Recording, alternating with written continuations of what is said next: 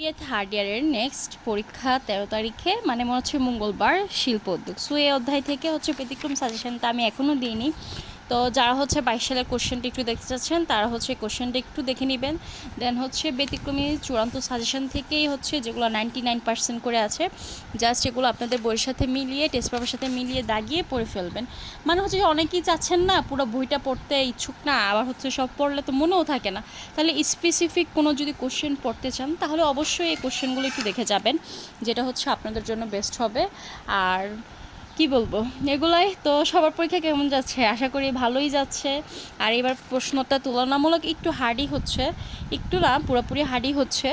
তো কার কী অবস্থা, কে কোন বিষয়ে ভালো পরীক্ষা দিয়েছেন, কার পরীক্ষা কোন বিষয়ে খারাপ হয়েছে, কি বলবো এগুলা কার কী অবস্থা জানাবেন। আর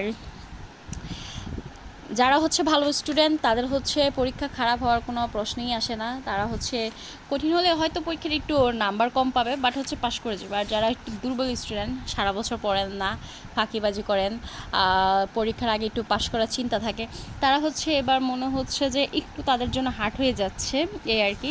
মানে অনেকে চিন্তা করে অনার্সে পড়বো। আচ্ছা, আমি ভিডিওটা এখানে শেষ করে দিচ্ছি। আমি নেক্সটে আরেকটা ভিডিও বানাবো, যেহেতু আজান দিচ্ছে।